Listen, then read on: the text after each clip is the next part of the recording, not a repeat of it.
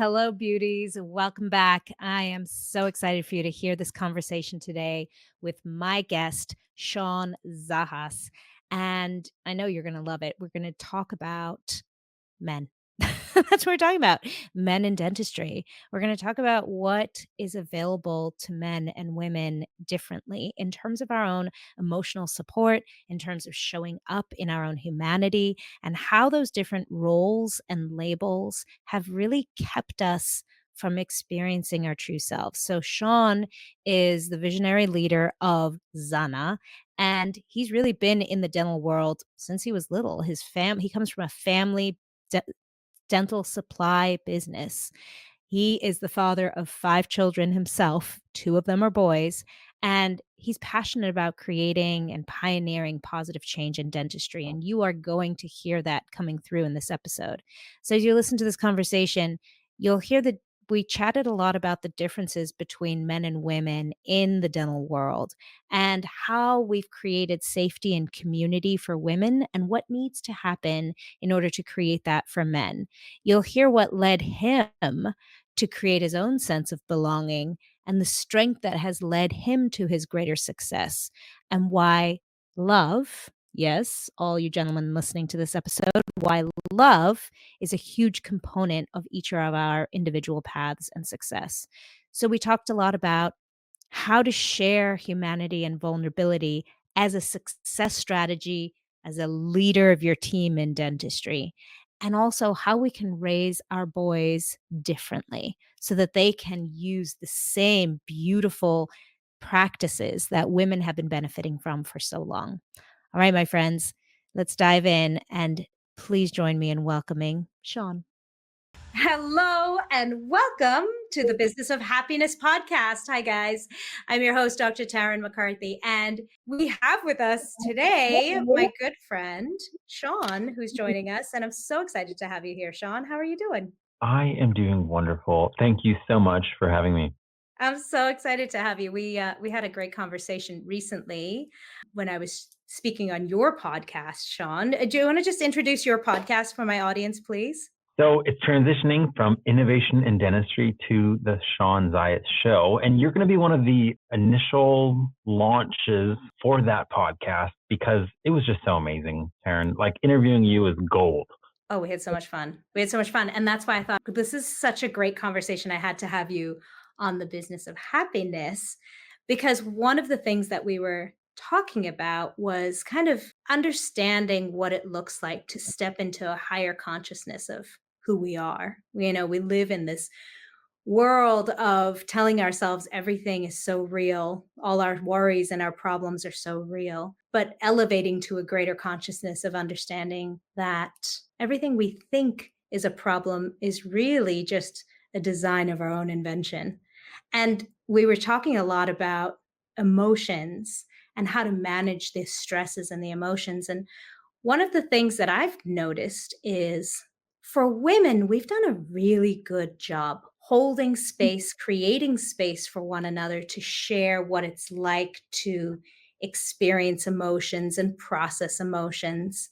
But my impression is that men haven't had that safe space or haven't had the opportunity to really work through their emotions. And I thought I'd love to talk to you about it because I know you have, but I'd love to know your experience as a man in the world and how you've accessed that opportunity. Wow. Leave it to you, Taryn. We're kicking off fast here, Shawn. We go deep fast. We're going deep. Boom. First off, I would love to just honor and acknowledge how amazing it is that women are doing what they're doing and have created that space. And even in dentistry have created such beautiful community to encourage each other, lift each other, support each other. And like, that's a beautiful thing. Like, first off, I just want to like acknowledge that is a beautiful thing. Like, I'm so proud that you guys are pioneering that. And you're even pioneering, like you said, the ability to hold space and encourage more heart-centered communication, heart-centered living. And what I find is, I don't know, I end up talking to people, not just on my podcast, but in little 30-minute, 15-minute exploration calls. And I find I'm talking to some males, and at times they feel refreshed that I'm not showing up in my strength with some sort of a look what I've built and look how great I've been. It's almost like I have to disarm that right off the bat Mm. and create a space that's like, hey, business is hard. There's a lot of struggles, and oftentimes as men, we're siloed and we're alone, and we don't get to talk about struggle because struggle could be equated with weakness. Yeah. And all of a sudden, I'll have them lean in and be like, "Wow, Shawn, this is just really refreshing that you kind of see, yeah, like business is hard. Like I can say that, like I can say that not everything is always great, and that I'm just crushing it." And Taryn, the irony is, I almost left dentistry 7 years ago because all I was running into were male dentists that had everything figured out. Ooh. And I would ask because I'd be trying to figure out, like, hey, I'm looking for your humanity. I'm looking for something in you that has the courage to say, you know what, dentistry can be pretty hard sometimes and I need help. But all I got was having my best year, crushing it. Thanks. And in all fairness, the context was I was at a trade show with my dad in the family business, and I was just trying to talk to dentists to get to know them. And because I wasn't one of them, I think their guard was up and they kind of just had to keep that illusion of we're crushing it. But then I was also finding out about high suicide rates in dentistry and high depression. And I'm like, something's not adding up. Yeah, I think that societally we've done men a huge disservice, and especially in medical and dental field and business in general, in that they feel the need to posture or mask or bring on a facade to show that strength, that resilience, and not giving them that safe place to be vulnerable and human has actually led to causing them to be more separate from themselves, more disconnected from themselves, and that is leading to so much of the pain that they're experiencing. Yeah. Well, and then I finally met an amazing woman, Dr. Allison House, who at the time was president of the Arizona Dental Association. And I see this woman that's powerful and she's leading. And yet she had the courage to be like, oh, dentistry's tough, and just be open and honest. And boom, I got a connection with the real human in dentistry. And then I meet Dr. Chris Volchek, amazing man. What do they say? Round peg in a square hole. Didn't fit. And he ended up leaving conventional dentistry to be part of a homeless clinic and eventually like pioneered this whole homeless kind of, I don't want to say it's a ministry, but just outreach that is like famous in these parts in Arizona because he realized like he wasn't going to be fulfilled in the chair. He needed to follow kind of his heart and his call. And again, super open, super honest, had the courage to just show me who he was. And I was like, if there are more people like this in dentistry, I can stay in dentistry because I can't be in an industry where I can't connect to the people because I can't innovate. I can't create anything meaningful if I'm not first connecting to real people and saying, what is it you need? Like what will bring value? Like that's the genesis of all innovation with alignment to who you are is where are their needs? And if we're just going to put up walls and be like, oh, there's no need. Everything's perfect. Well, that stifles innovation. Shawn, what do you think as a man, what do you think men need in order to feel the safety to allow for that vulnerability? Oh my gosh. It's so interesting. What do people need? What do men need to allow that vulnerability? I don't even know if I'm a good representation of this. And what I mean is like, I have a brother and sister that are 13 months older than me, and they're twins.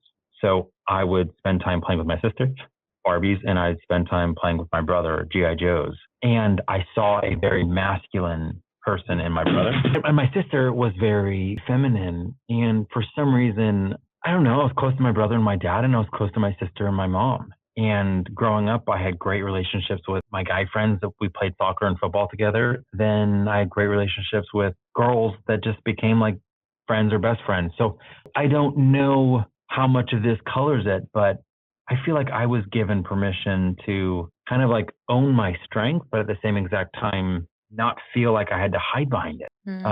Like, what is masculinity? That's such a strange topic these days. Like, in order for men to be strong, or in order for women to be strong, do women need to put down men and their strength at the same time? Well, no, I don't think any of us think that. And it's like an oversimplification, but I know for a long time, like women have been identified based off of like beauty, and men have been identified and characterized based off of strength. And it's like, I know so many women that are strong. Like my mom was one of the most like strongest women. She was like a bulldog at times that she could love so hard. And yet it was also still her being feminine and being beautiful and being vulnerable. And yet my dad could be like a man's man and yet also like share emotions. So I don't know. I'm probably not answering your question, Taryn. I It's don't such a know. it's such a fascinating question about, and maybe it's true for all of us individually, and it's not necessarily a masculine, feminine question, but what creates safety, in order to be vulnerable? And I think that's been a mission of mine in the dental world, as much as you were saying in the medical and dental world, is to create that safe space for us to be vulnerable and to share the truth of who we are and how we're feeling. What do But you you do it so great. What is your anchor for you getting to be vulnerable? Because you do it such like so brilliantly.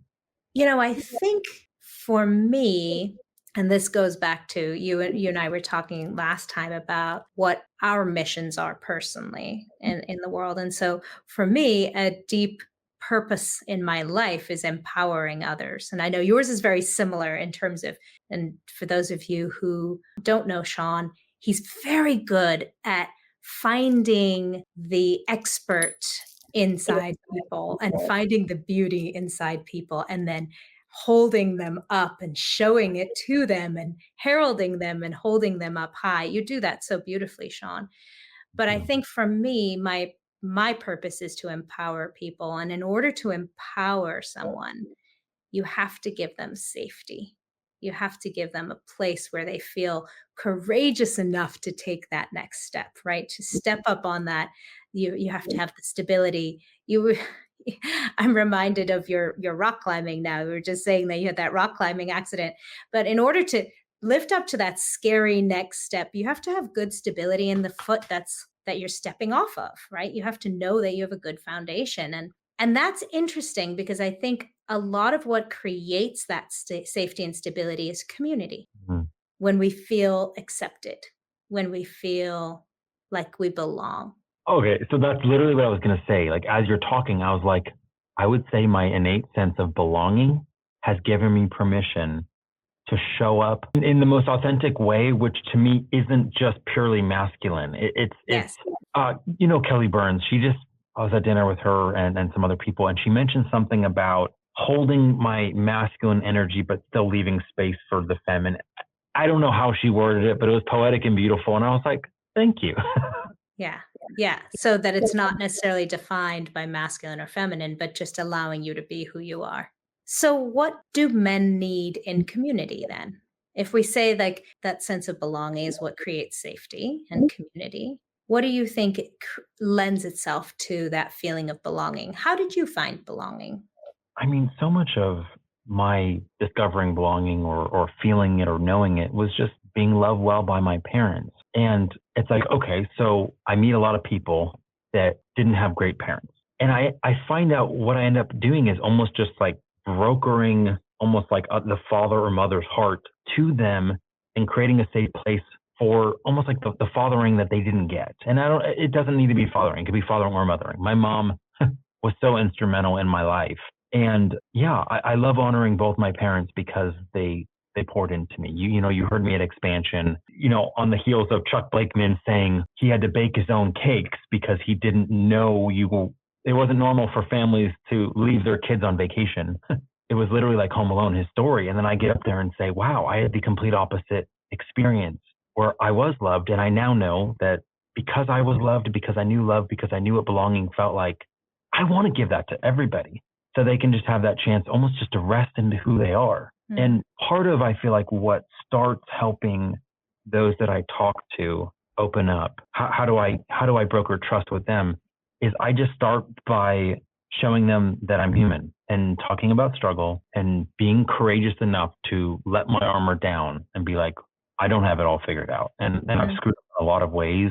And yet this is what I'm endeavoring to do. And all of a sudden, instead of feeling threatened by me, they're like, they start encouraging me and they're like, oh my God, like you're doing awesome. And then they're very willing to almost like follow suit and model that same transparency and openness. And next thing you know, we're knowing each other and being known. And there's this mutual sense of belonging, like even to each other. Like, I don't know. So maybe it's like a domino effect when one person allows for that, has the courageous action of being vulnerable. It gives permission to the people, a ripple effect Well, I think around what them. we talked about on my podcast was almost like there's an energy. And if I close up, whether it's Mm, on Zoom or in person, mm, all of a sudden I go inward, I'm detached. mm, And you will pick up that I'm detached, and you'll pick up that I'm hiding, and you'll pick up that I'm not really showing up. But when I lean forward and I open myself up and I say, you can see me,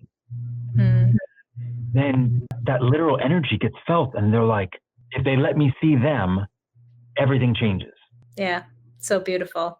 And that translates so well into workspace, in collaboration with our teams or in treating patients or any of those places, or even with our families, is how we show up energetically influences how other people find safety to show up at the same level of vulnerability.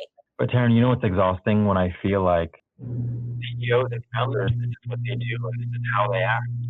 Mm, When I go home, fathers of 5 children, this is how they act. And successful husbands, this is how they act. And now all of a sudden, it's all these roles that society has told me I need to perform well in. I'll tell you, I'm not a performer. I don't like performing. I don't like it because to me, that has to do with faking it. mm, And that has to do with earning it. I don't want to earn. I want to be and receive based off of who I am. And I pray to God that's enough. And I'm going to do everything I can to keep being the person I'm called to be that's going to bring life, release life, and lift other people up. mm. But I think society has told so many people, well, these are the roles and these are the constructs, and you really have to play that part well. And it's exhausting. I Mm. think they've done a better job liberating themselves from those roles and just being like, we're done with that. Well, and that's a really good point. Yeah, women have been bucking those roles for a very long time where that hasn't been the same opportunity for men to do that. Those roles have been very staid and true. Yeah. How do Shawn, I know you're the father of 5 children. I'm assuming a few of them are boys, two of them are boys. How do you raise your boys to have that sense of safety to share their emotions and share their underbelly? I look forward to every single time I screw up around them to really cherish the path to restoration by humbling myself and apologizing and saying, you know what, dad was a dick. Like, I'm sorry. I shouldn't have treated you that way. And that was wrong. That's why, Mm. that was wrong. And I'm sorry. Will you please forgive me? And something about me owning my humanity allows them to be free to explore theirs. Yeah, beautiful. And once again, it's that interaction. It's that here, I'll show you that I can be courageous enough to share my humanity and make that safe space for you to do the same. Because like social media transformed everything when it came to, hey, we can make it look like we're having an amazing life. You can Yep. see you can curate your life. So those closest to you are like, interesting curation of your life there, Shawn. Looks like you have everything together. Right. But you might be misleading other people. And it's like when everyone just thinks, oh yeah, Shawn wakes up and leads this electric toothbrush company and he's just crushing it and he's always inspired and encouraged. And it's like, well, gosh, I'm curating the wrong picture because that's not true. It's scary for me to share reality on Facebook or social because I don't like social media. So it's not like I don't think, oh, let me post.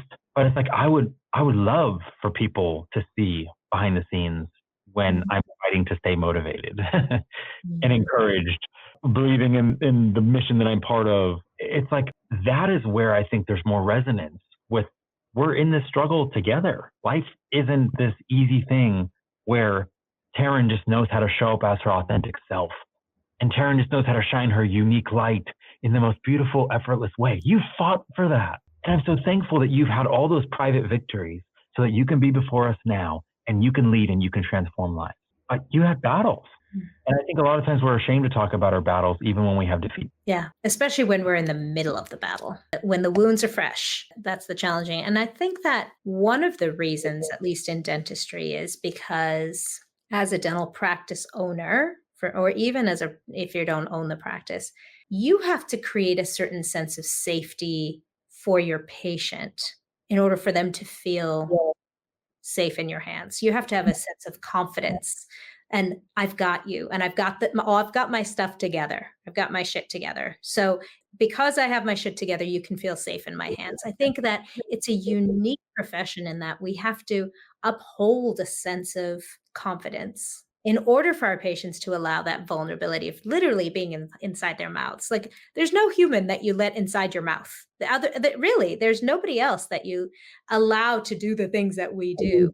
So I think a part of it is that we get really used to creating that image of, I've got it all together and you're safe in my hands, so you can come and be a patient in my office. But that perpetuates into other components of our lives, and we start to lose that ability to share those underbelly sides of ourselves, those challenges and those wounds. And it almost becomes like a habit of putting on a persona, putting on a facade. And Yeah. I That would makes me think the same is true for your business as well. I mean, you've gotta have your business together in order to sell your products. Like, this is a good business that you can rely on. We've got our stuff together. We got our shit together. You know what? But that's probably why I do struggle in business, because when I get on a sales call, I don't know how to be a peacock and be like, Mhm, this is the greatest thing on earth.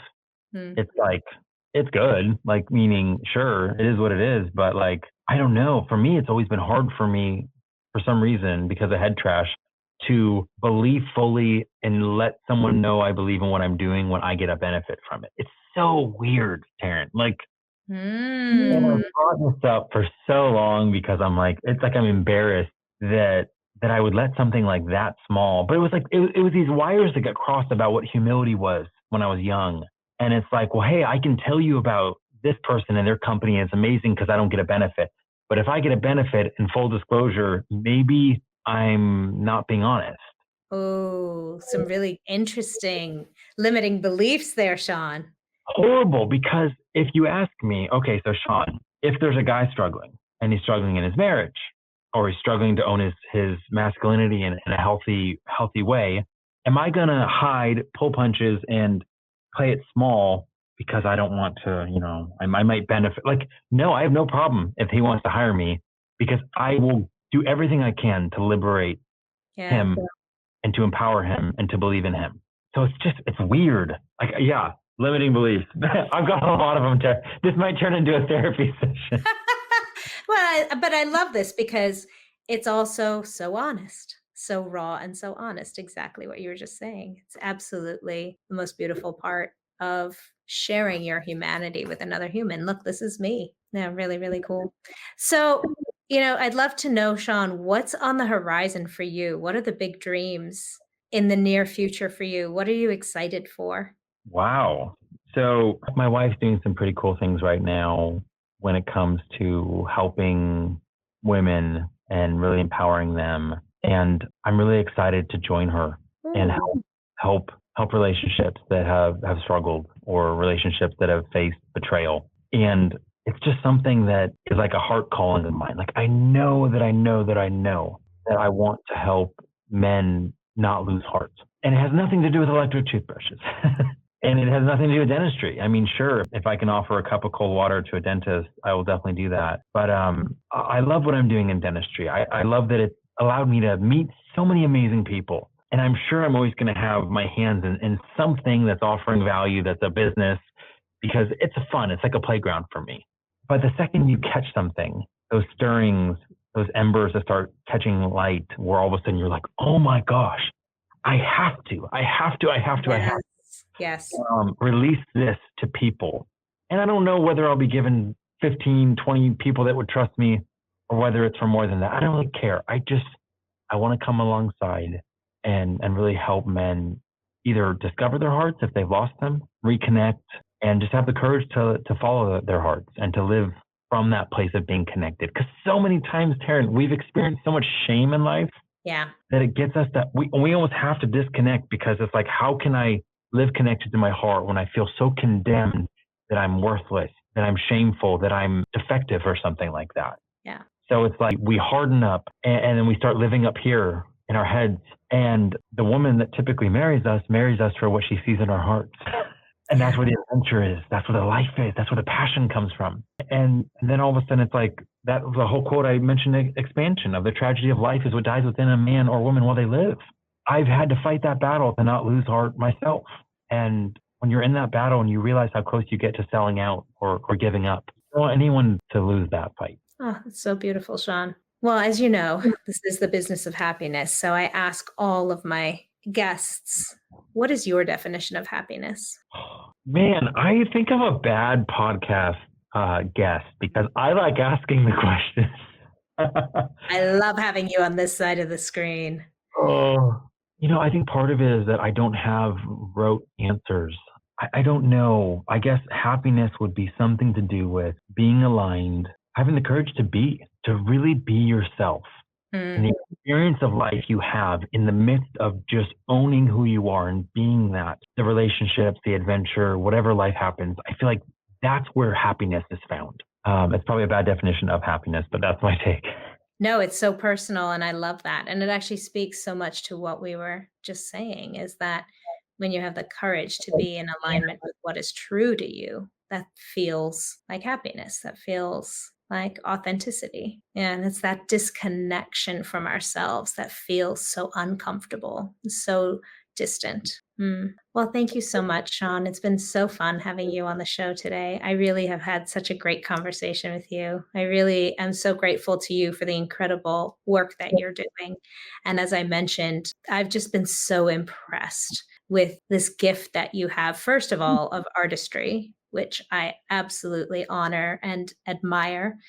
And then the second one of being able to find the special nugget of wisdom and genius inside of others, and then really to elevate that and to bring it out and make it shine. It's such a gift. It's beautiful to watch. So thank you for all that you do in the world. Well, Karen, you truly have a beautiful soul, like truly.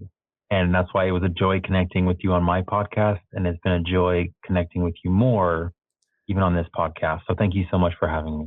Awesome, awesome. And thank you to all of you for joining us today in this fascinating conversation. And to find out more about Shawn and his podcast, you can find his podcast in the show notes. But I'd love for you to just let the audience know if they're driving, how can they find out more about you, Shawn? I think the best place probably right now is just going to either the business site, myzana.com, MYZANA, or just connect with me on Facebook, hit me up on Messenger, and we can start a conversation. Awesome. Well, thank you so much for spending this time with us. And remember, when you feel good, that's when you can do good. Bye bye. Thank you for listening to the Business of Happiness podcast. If this episode brought you new perspective and value, I invite you to subscribe so that you catch all upcoming episodes and leave us a review. And if you know of a friend or colleague who could benefit from this perspective, share this episode with them and empower their day. For more information about the Business of Happiness and the Radical Happiness for Practitioners course, find me on www.thebizofhappiness.com. See you there.